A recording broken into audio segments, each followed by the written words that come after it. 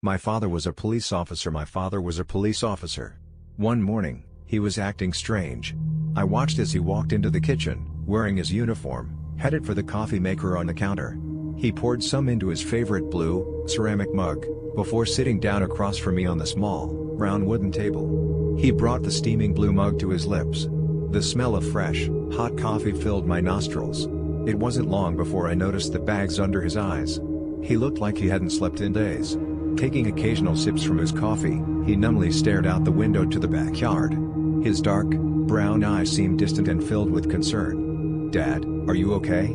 I asked, worriedly.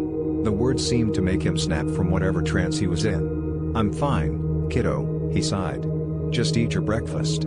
It was more than clear that something was wrong, but I knew my dad. If he didn't tell me after I asked the first time, then there'd be no point in asking again. So, I just nodded and went on to pour some more cereal into my bowl. As a couple minutes went by, I watched as he pushed back his chair and got up from his seat.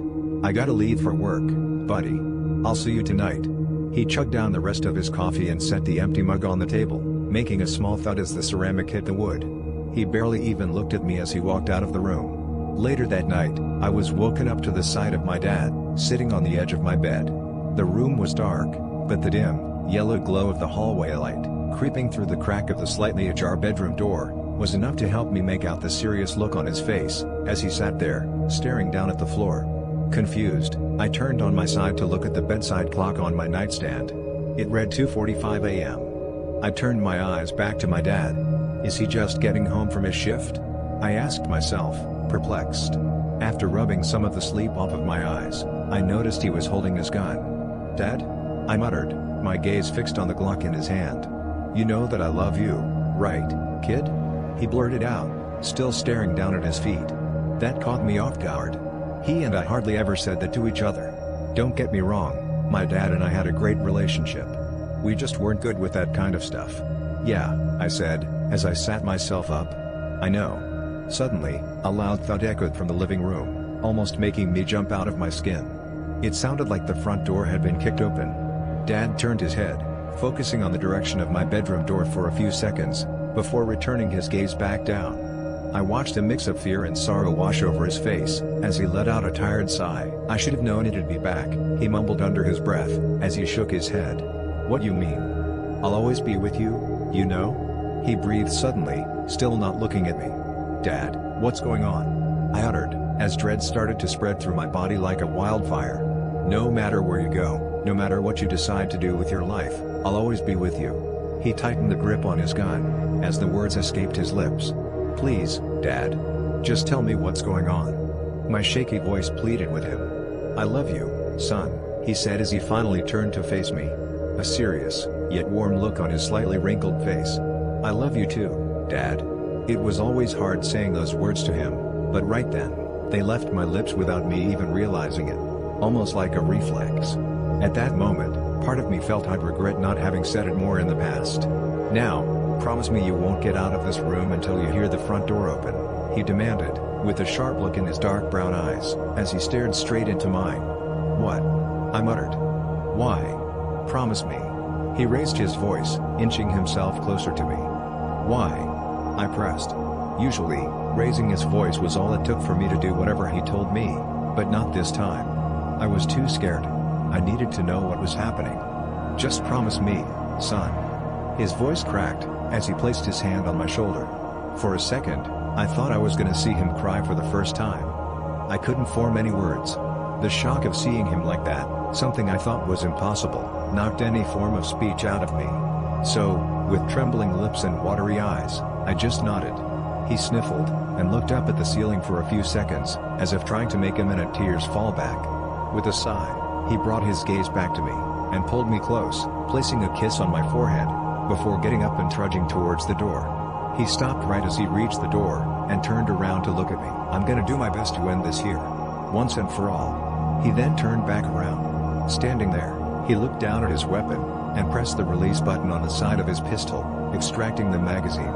After making sure it was full, he popped it back in and pulled back the chamber, making a satisfying click that echoed through the dark room. Gun in hand, he grabbed the doorknob, and I watched as he twisted it and pulled the door open.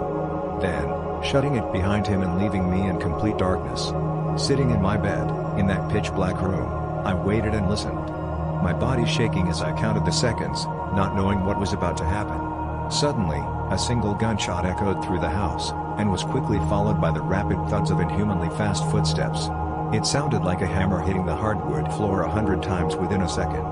A wet, munch sound echoed through the walls, accompanied by a loud grunt from my father, which was followed by a loud crash, and the splattering of glass. And just like that, it all went silent again. I just sat there, heart racing. I wanted to run, to hide, to scream, but I couldn't move. It was as if my mind was wide awake, inside a dormant body. Minutes that felt like hours went by. Sitting there in complete darkness, I waited. Building up the courage and telling myself I needed to do something. I needed to see if my dad was okay.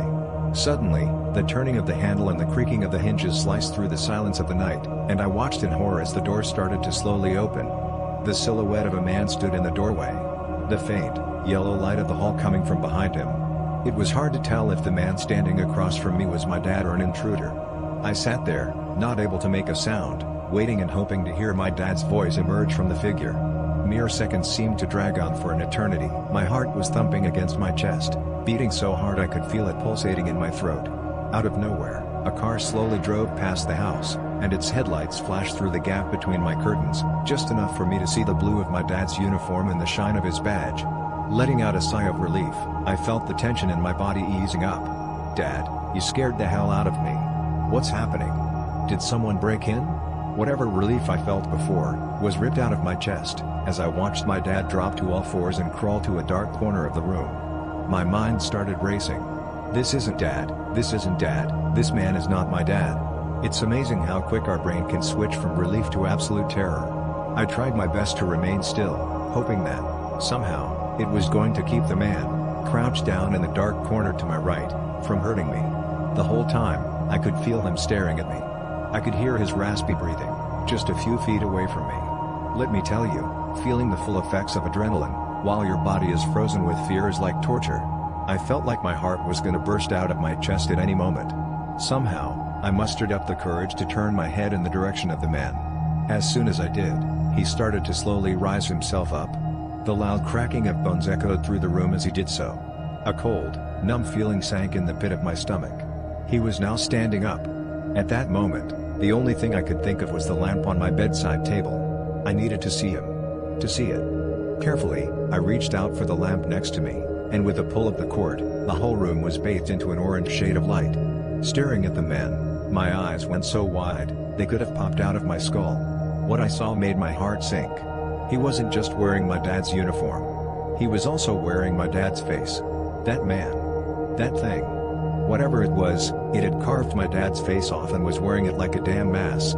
Blood was still dripping from it, running down the man's neck, and streaking the blue of the uniform. I just sat there, terrified, eyes bulging, as the man stood in the corner, watching me. Through the holes where my dad's eyes used to be, I could see how lifeless, the ones that replaced them, were. The man tilted his head as he stared at me, almost as if he was admiring the sight in front of him. I don't even know how long he stood there. An hour? Maybe 2. Out of nowhere, he dropped on all fours again and crawled out of the room with inhumane speed, making loud thuds as his hands and feet hit the floor. Even after he left, I still sat there for what must have been hours. Still frozen. Eventually, I finally gathered the courage to go look. With my bare feet pressing against the cold hardwood floor, I slowly stepped my way towards the, now wide open, door of my bedroom. As I entered the living room, my eyes scanned the place in search of my dad, but he wasn't there. His gun was on the floor, next to a pile of glass shards and the frame of the broken coffee table. There was a huge trail of blood, leading from it towards the wide-open front door. I just stood there for a while, staring into nothing. The curtains swayed as the wind entered the house through the open door. After a while, I don't even know how long, I was finally able to snap out of it and call 911. After loads of questions, most of which I didn't have the answers to, they promised me they would catch whoever did this. They said my dad was one of them, and that they wouldn't rest until they caught the bastard. It's been 20 years. They never did. I lived with my Aunt Gemma until I turned 18. I went to college, got a business degree and did well for myself. I'm 36 now. Same age my dad was, when it happened. After all this time, I never really understood what happened to my dad. For most of my life, I avoided the topic like the plague. However, on my 36th birthday, my Aunt Gemma called me to congratulate me, but as we were talking, she said the strangest thing. "Oh, sweetie, and don't you worry about it. It was just an awful coincidence," her voice said through the phone. "What you talking about, Aunt Gemma?" I replied, confused. "You know, the whole thing with your father and grandfather, and turning 36. It was just a freaky and horrible coincidence." "Aunt Gemma, what do you mean? What happened to Grandpa? Your father never told you?" "No, he didn't." "Oh, then it's better this way, sweetie. I don't want to worry over nothing." I tried my best to get her to explain, but she refused, and I ended up dropping the subject. How stupid I was. Anyways, it's been 2 months since I had that conversation with my aunt. The reason I'm telling you all of this, is because about an hour ago, I looked through the window in my office at home, and I saw someone standing by the curb, under the street light in front of my house. They were wearing a hoodie, which made it hard to see who they were. I was finally able to see their face when the person looked up at me.